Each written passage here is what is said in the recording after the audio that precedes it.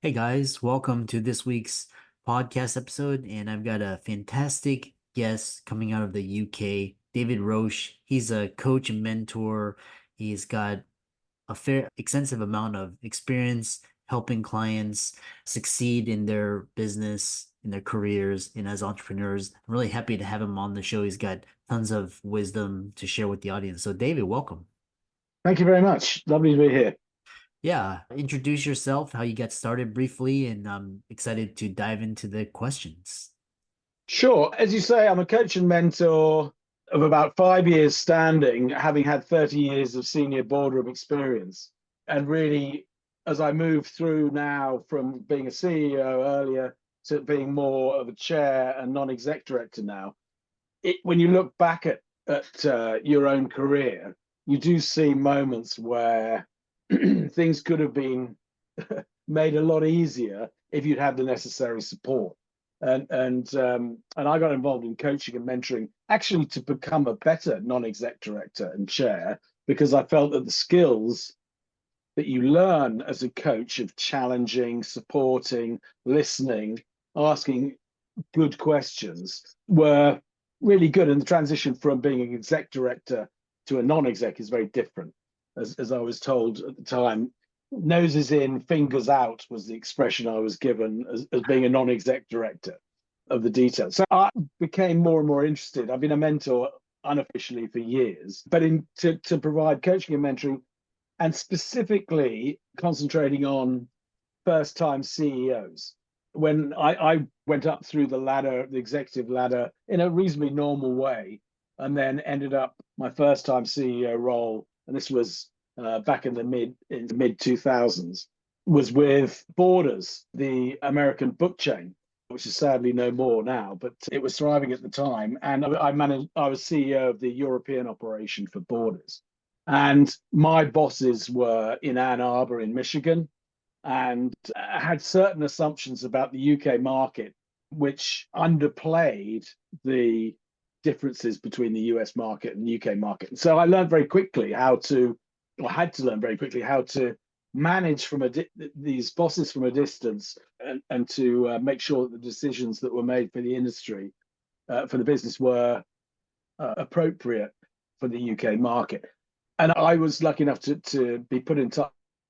Yeah, really interesting introduction. And so moving on, and so one talk about is first-time CEOs. What are the most common challenges that first-time CEOs encounter, and how can they effectively overcome them?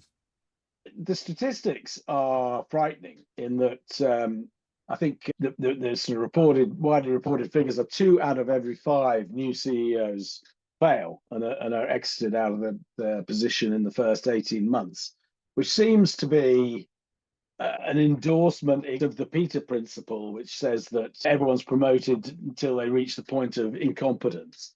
And as a coach and mentor, I don't believe that is necessarily the case. I think the first time CEO is particularly acute in terms of a change, in that it's completely, there's no way you can have had experience of overarching responsibility for everything. And for the first time, you're probably reporting into multiple bosses as your board, as opposed to a single boss. So it's a very different job. And absolute, I believe passionately that first time CEOs should be assigned an independent coach or mentor because it is so different. The failure rate, McKinsey estimated that $1 trillion is lost every year by Standard and Poor's 1,500 companies owing to poor transitions for CEOs and C-suite appointees. And within those transitions, it tends to be the relationships, the failure to build up the key relationships, both within the company, managing upwards with your senior leadership team and across the organization, and outside the company with your partners, investors, and so on. And without the support of a coach and mentor, it's a very lonely job to suddenly become a CEO and not necessarily understand why your relationships aren't working. And as a coach, often I find that it's just, say, a CEO and a chair are often just talking in a different language. And as the coach, I help as an adapter, if you like, to try and say, what you're saying is this. what they're hearing is something completely different, and how those relationships work is what I put in my new book. It's all about the relationship. I guess the one good thing about that is it's future proof, and as AI moves in, the relationships across humans will still be ever so critical. Yeah, I was reading about the Peter principle the other day, and it really resonated with what is going on in U.S. corporations and government. It's just you see Yeah, what's yeah, interesting. I think that's an interesting point within that, in the old model. Yeah, I think the old. You know, what's interesting is that talking about a lot of the audience they suffer from imposter syndrome. And how prevalent is imposter syndrome among new CEOs, and what strategies do you recommend for overcoming it? 8 out of 10 leaders is the sort of figure that most people stab at, suffer doubts, and I'd be more worried sometimes about the 2 out of 10 who don't suffer any doubts. We had a prime minister for 49 days, Liz Truss, who jumped in, had no doubt about her ability to change things, and nearly crashed the economy within 49 days. So I think I think most people suffer from imposter syndrome. I think the having the assistance to work your way through it is really critical, because part of the reason the transition is so badly handled is everyone focuses on the appointment. If we got the right person to be appointed to the job, the transition and what's behind that is often complicated by the fact that the incoming CEO covers himself in an armor that sort of says, look, I am assured, I'm confident, I have all the answers, blah, blah, blah, blah, which has two effects. One, it actually is a barrier for people to sit there. This person doesn't want any help. I better not ask any questions. I better not offer any advice.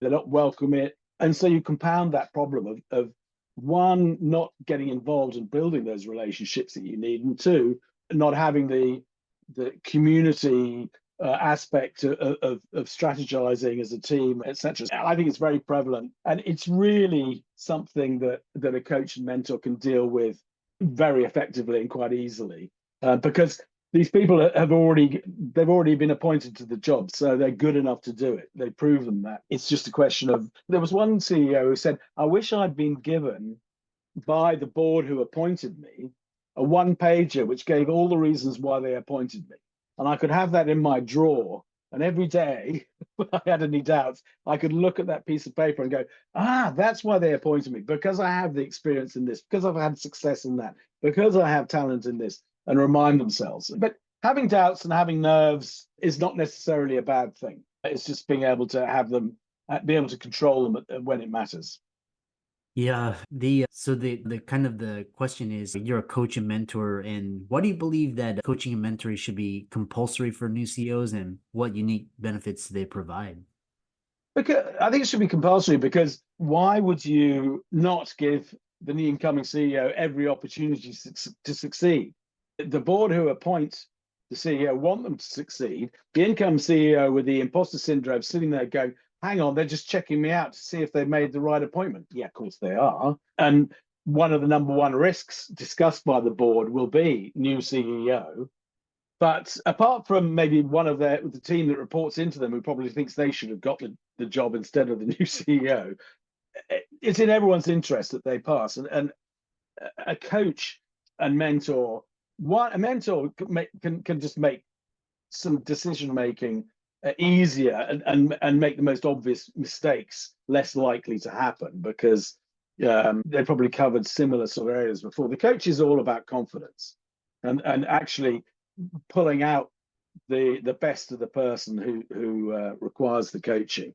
And one of the misnomers is that, particularly the first time CEO, is hang on, if I get a coach that shows I'm weak and I need help, whereas actually if you look at the greatest sportsmen, the greatest of all time at what they do, they all understand they need someone in their corner. They need unconditional support, and we all need it. And people have different ways of expressing themselves. Personally, I think out loud, so talking things through is really helpful. With a coach, that's safe. Sometimes talking things through that are slightly more off the wall or wild with your boss or a board might be deemed less wise at an early point in your board career. So it's as an insurance policy, if you like, having a coach and mentor is just yet another level of support that you wouldn't go into a company without having directors insurance against personal directors insurance against certain things happening to the company. And this is just a similar thing. And it's just it just makes that 2 out of 5 less likely to happen. Really fascinating discussion. I really enjoyed talking with you. How can people find you and check out your work and follow you? Okay. My new book is called Become a, well, it's probably backwards there, but it's Become a Successful First Time CEO. And it's available on Amazon. And I say it's more of a, because it's about relationships, there's no right or wrong answer particularly. So it's more of a how-to book than a why-to book than a how-to book, as my editor discussed it. But it's full of anecdotes and stories from CEOs. And one early reader, CEO, was kind enough to say, not many business books can pull off being a page turner, but this book really does it. So it's very accessible and it's not full of bullet points on how to do things. But it, like coaching, it actually jogs memories and makes connections that help solve problems. My coaching business is called Grey Area Coaching. Grey with Grey in the UK way of spelling grey. And you can have a look at my website there, which is www.greyareacoaching.com. Grey Area Coaching, all one word. Awesome. And for the audience, we'll put all the links in there, and we want to thank Thanks. David for coming on, and thanks so much for sharing your experience and wisdom. Thanks, Christopher. That's been great.